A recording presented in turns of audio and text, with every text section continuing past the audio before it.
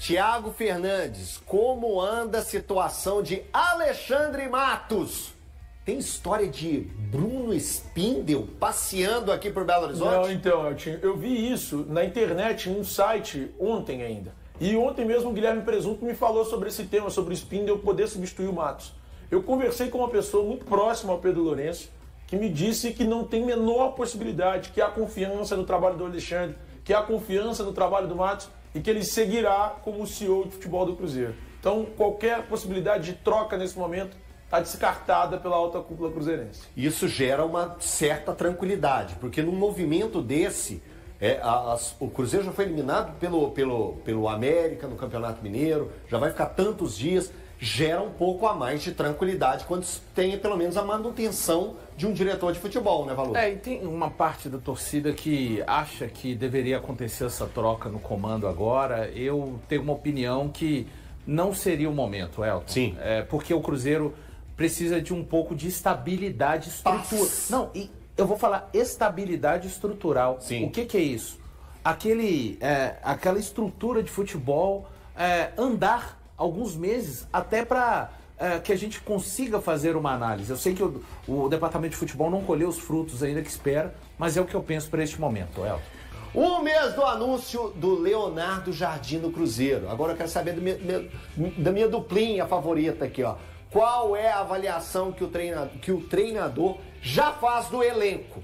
Mas que avaliação o treinador também faz desse elenco e o que a gente pode analisar do trabalho do Leonardo Jardim? É possível, nesse curto espaço de tempo, nessas situações tão complicadas que o Cruzeiro passou, Valor, fazer uma análise do Leonardo Jardim, ou é mais do Leonardo Jardim para seu elenco? Cara, então, trabalho tem pouca coisa, né? Mas a gente já conseguiu ver ali rapidamente nos 2 jogos contra o América, ele deu uma ajeitada no time. Claro que não é a ajeitada necessária, não foi o suficiente nem para chegar à final do Campeonato Mineiro, né? Mas ele chega no momento, a gente estava fazendo essa retrospectiva lá no Band News na área, chega dia 8 de fevereiro aqui em Belo Horizonte, 9 ele já acompanha o clássico contra o Atlético, enfim, a casa tá bagunçada, né? O Cruzeiro não tem um time, não tem nada desse trabalho, algumas questões físicas que ele precisou lidar, situação do Matheus, primeira semana dele de trabalho cheia, foi aquela semana da transferência ou não para o Matheus Pereira para o Zenit. Eu acho que isso faz diferença, tá?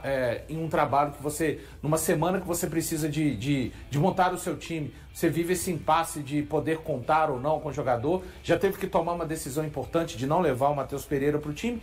Em meio a tudo isso, ele conseguiu colocar um Cruzeiro que acho que foi até melhor no primeiro jogo contra o América, mereceu mais a vitória. No segundo jogo, o Cruzeiro não foi tão bem quanto no primeiro, normal. Acho que o mais importante deste período é o que ele está promovendo internamente, né? Semana passada o Pedro Lourenço esteve aqui e cada vez que o Pedro Lourenço fala no nome do Leonardo Jardim, os olhos dele brilham, né? De ver coisas, métodos que ele está tentando implementar de trabalho, de uma maneira geral, não só voltados para o campo, mas voltado ao todo, né? Ao núcleo do departamento de futebol. Acho que em termos de trabalho mesmo, Elton, para não me alongar mais, a gente vai conseguir começar a avaliar a partir do jogo contra o Mirassol, depois dessa pré-temporada que ele acabou tendo a oportunidade de conduzir o Cruzeiro. Mas deixa eu te perguntar uma coisa, Valor. Você concorda com ele em termos do que o Cruzeiro necessita para contratações no elenco?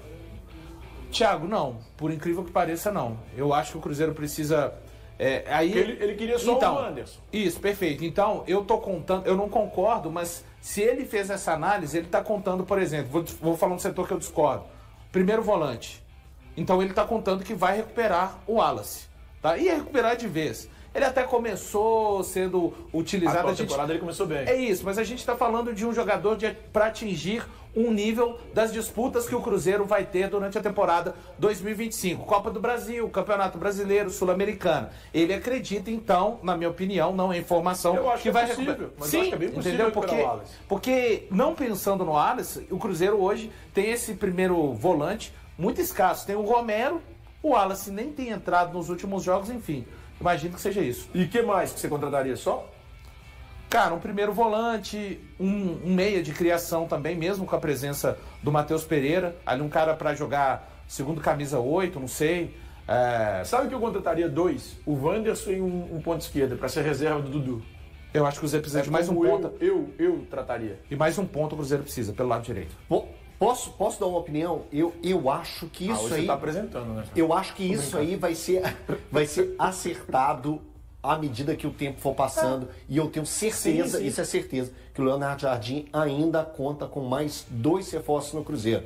Não é achismo. Informação? É informação? Leonardo Jardim completa um mês à frente do Cruzeiro, atravessando uma fase de revezamentos, manutenção de jogadores e uma intertemporada forçada. O treinador ainda busca sua primeira vitória e já acumulou mais de 30 dias de preparação. Seu tempo no futebol brasileiro começou com a eliminação no Campeonato Mineiro, algo que, apesar de indesejado, lhe proporcionou o que muitos técnicos almejam: tempo para trabalhar. Recentemente, a janela de transferências também foi bastante agitada. Jardim foi anunciado em 4 de fevereiro, substituindo Fernando Diniz, que foi demitido após 5 jogos, sendo 3 deles oficiais. Durante o Campeonato Mineiro, o time foi dirigido interinamente pelo assistente Wesley Carvalho em 4 partidas. A estreia de Jardim aconteceu contra o Democrata GV, na rodada final da classificação, quando o Cruzeiro já estava classificado para as semifinais. Nessa partida, o time perdeu de virada. Nos jogos contra o América Mineiro pela fase eliminatória, houve 2 empates, resultando na eliminação nos pênaltis. Até agora, Jardim não conseguiu uma vitória com o Cruzeiro. Porém, apesar das circunstâncias, ele teve um mês extra de treinos para avaliar a equipe e implementar sua filosofia de trabalho na Toca da Raposa. Com um estilo de gestão diferente do antecessor Fernando Diniz, Jardim só comandará a equipe oficialmente no final de março, quando o Campeonato Brasileiro começa, enfrentando o Mirassol. Até lá, ele pretende realizar amistosos para observar melhor o time.